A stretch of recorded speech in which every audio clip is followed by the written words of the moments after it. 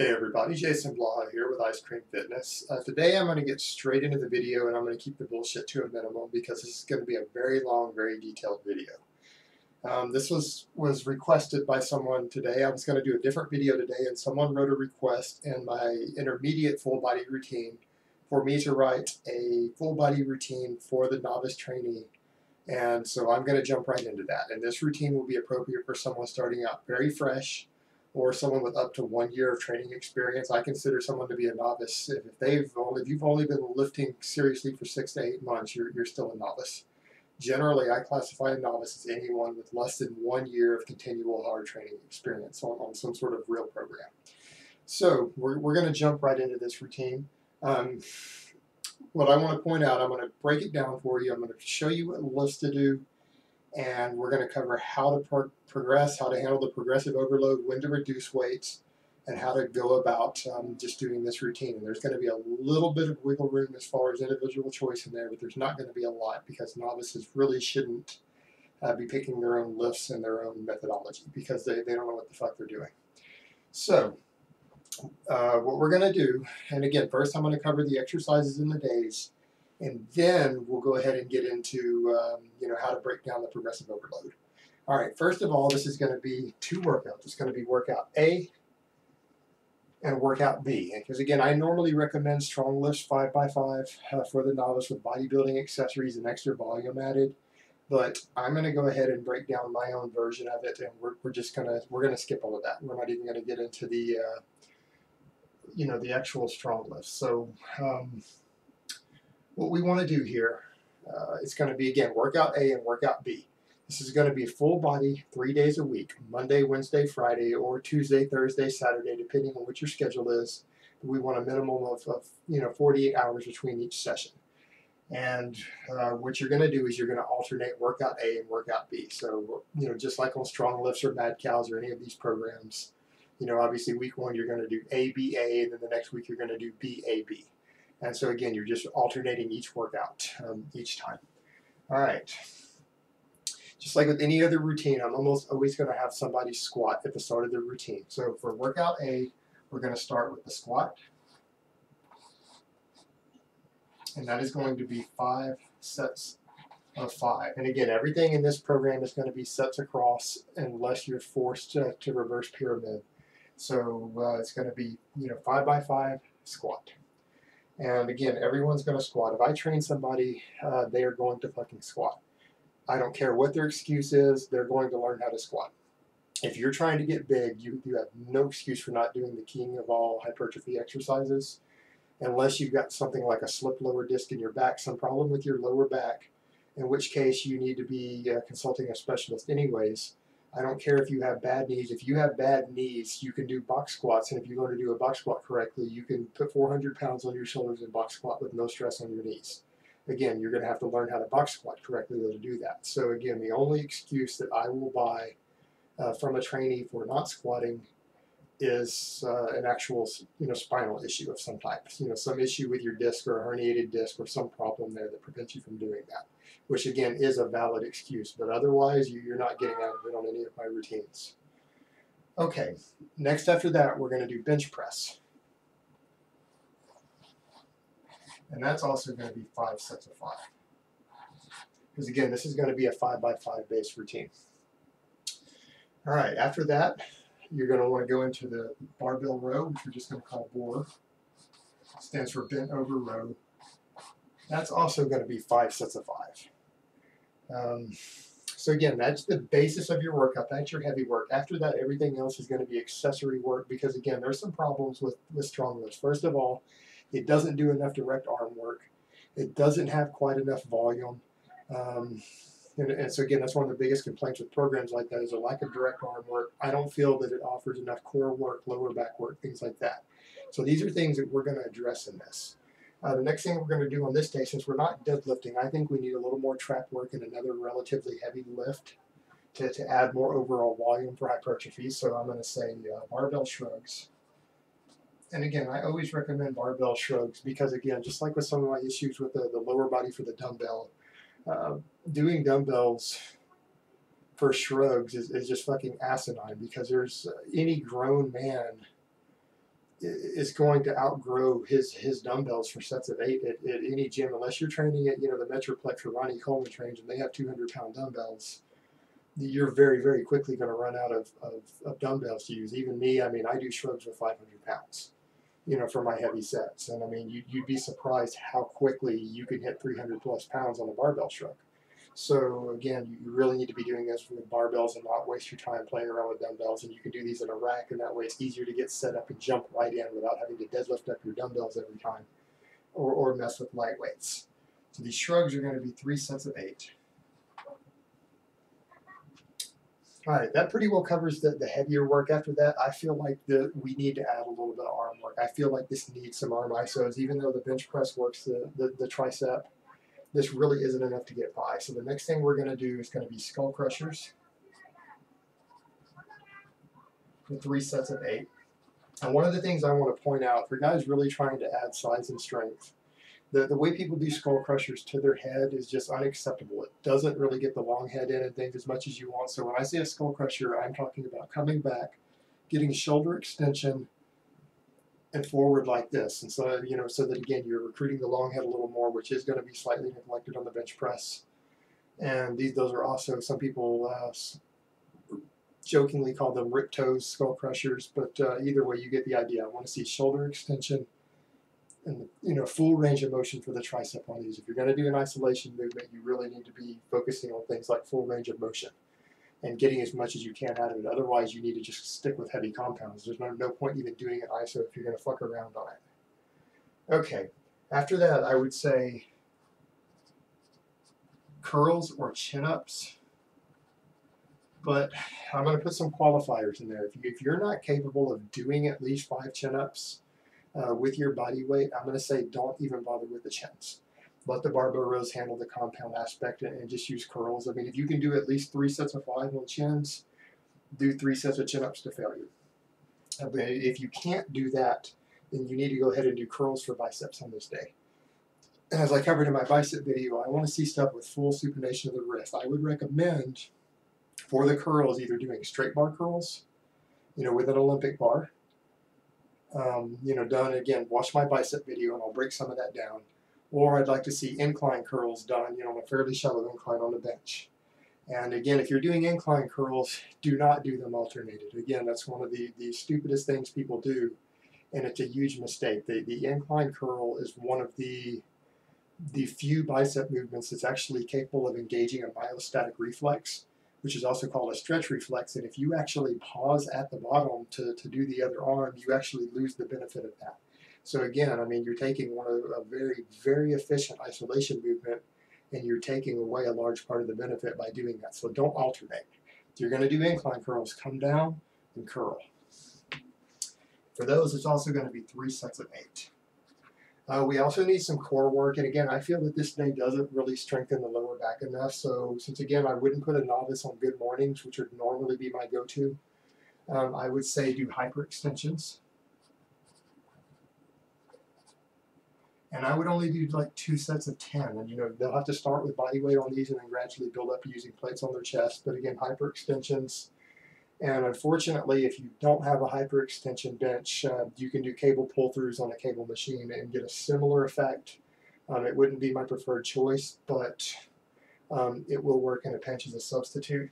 Then I would recommend ab work. And that's going to be 3 sets of 10 to 20, and the reason the range is so vast is that some people are going to develop strong abs and they're not going to have access to enough weight, so they might have to do 20 rep sets. And for abs from this routine, I want you to do with a cable, like the actual, you know, rope press down that you would normally use for triceps. Do that over your shoulders and do kneeling crunches on the floor, you know, in like a cable crossover station. And again, so that's going to be 3 sets of 10 to 20. And that covers workout A. Workout B, just like workout A, we're going to start with squats. And again, anyone who I'm ever training, they you know, who's ever hired me to train them, they really start to hate squats by the end. But, you know, again, they get the results they want. And again, if I'm helping someone, I'm not there to hold their hand. I'm there to get them results. I mean, if I'm working with someone or train someone, they come to me because they want results. I'm not there to fuck around or let them make excuses or hold their hand. Or, again, routines I write for people are for results, rapid results. After that, we're going to go into the deadlift. And just like on similar programs, that's going to be one set of 5. Just you'll ramp up, warm up, with progressively heavier weights, and then you'll jump into a 5 rep all out effort set, and you're only going to do one heavy set. And again, the deadlifts need to always be done after squats. Do not deadlift before you squat. You do not want a fatigued lower back or fatigued lumbars when you're squatting heavy. So again, the deadlift needs to come next. After that, we're going to go into a standing press, and we're just going to call that a press because that is the actual name of the movement. Generally, if you get into more hardcore circles and you say a press, everybody knows what you're talking about. And that's going to be 5 by 5. And like I covered in the chest training video, a standing press means you bring the barbell all the way down and you touch your chest. None of this half rep, not to your chin, not to your ears. You come all the way down and you pause on the chest, elbows in, and you drive up.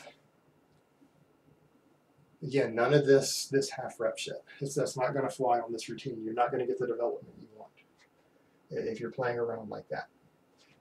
Next, we're going to jump, and normally these don't let you do lat work on the workout B like in the strong list, and I think that's a problem. If you aren't rowing 3 times a week, you are shortchanging your development if you're not on steroids. If you're a natural trainee, you need to be rowing, doing some sort of row 3 times a week, or you're just fucking around. There's no excuse for that unless you're a very advanced natural. But if you've only been lifting for a couple years, you're not that advanced. So we're going to go to the board of 5 sets of 5. However, what I want to point out is on this day, because we've already deadlifted and we've put quite a bit of fatigue on the back, this is going to be a lighter bent over row day. I want you to reduce your weights about 10% over what you did on workout A the last time. So this one's going to stagger a bit, and the reason for that being is that your back is going to be fatigued a bit from doing the deadlifts, and so you're going to need to give yourself a little bit of a break. After that, because again, we need a little more chest work, we need some extra tricep work, but we want to go with a compound this time because we did an iso last time for triceps. But then the chest is getting slightly neglected on workout B. So to get a bit of both, we're going to go ahead and do closed grip bench presses for 3 sets of 8. And I will say that, it is possible if you want to do dips instead of that, with the fairly upright, you can do that. But I would personally go with the closed grip bench press. I feel that for the novice trainee, it's a little safer of a movement. There's less risk of shoulder or sternum injuries. And I generally just prefer the closed grip bench press, even though the dips themselves, weighted dips, are a very, very fine hypertrophy exercise. This is my preference. Then I would again do some sort of curl. Because again, today I wouldn't have you even consider chins because again, you've already done two heavy movements for the back. And there's no point in trying to do another compound in there for that. Not for a novice drug-free trainee. There's just no reason for that. So again, the curls, I would go with the straight bar curl or an incline curl, and I would do 3 sets of 8. And then I would train abs, and I would repeat the same ab workout from workout A. Again, just do those kneeling crunches. That pretty well covers the basics of the routine. As far as actually determining your progressive overload, novice doesn't necessarily need true deloads, but they will need periodic weight resets. And so what we want to do, I would go ahead and test your 5 rep maxes at the start of this routine. Test your 5 rep maxes on all of your lifts, and then use an online 1 rep max calculator to determine what your maxes should be based upon 5 rep maxes. And I would say initially for all of the 5 rep sets, I would start with 75% of your 1 rep max. That's where you need to start. Whatever that number comes up, that's what you plug in. If it says your 1 rep max is 100 pounds, I want you to do 75 pounds for your work sets. On the 8 rep sets, I'm going to say go ahead and go with 65% of whatever your maxes are based on the thing. Some of those you might want to test 8 rep maxes because you're not going to go with 5 rep sets, and use the 8 rep max to determine your calculations. And then again, start at 65% and take it from there. And then what I would do is, as a general rule, on every one of these lifts, every time you do the lift, you should be able to increase the weight slightly, even if it's only 5 pounds. You come in and you add 5 pounds on each of the heavier lifts. All of these 5-rep sets, you should be able to try to add at least 5 pounds every workout. And if you feel particularly strong, like the last workout, let's say you came in and you bench pressed your 5x5 and you didn't feel even close to failure, or particularly on something like the squat, you might want to consider a 10-pound increase. But I would be reluctant to do that. I would go ahead and go with 5, unless you're a very, very fresh novice, in which case I would consider 10s more. But if you've been training a few months already and you go into this routine as a novice, I would stick with 5-pound increases at a time. And each time you come in, and what will happen is you should be able to complete all sets on each one. And if at any point you go 2 workouts in a row on the same lift, without being able to increase the weight or finish your sets, and you hit failure before that 5th rep of the 5th set, or your spotter has to help you lock it, which again is failure. The spotter touches the bar, rep doesn't count. If you hit, the spotter helps you on the 4th rep, don't even try a 5th rep. You're just fooling yourself. If you couldn't do the 4th rep, there's no way you can do the 5th on your own, so you're just basically doing a drop set. And there's no need for that at this level of development.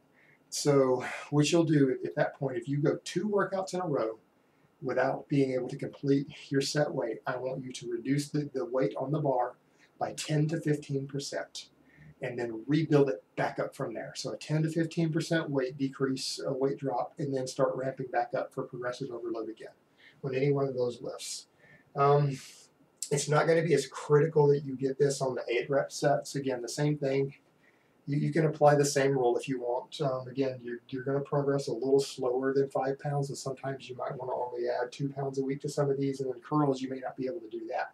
So with curling or the skull crushers, because you might be using dumbbells for the curls, you can't microload as easily, which is one of the advantages of barbells. So what you may need to do on some of those things is just simply, when it gets really easy to do 3 sets of 8, step up to the next set of dumbbells if you're doing like incline curls.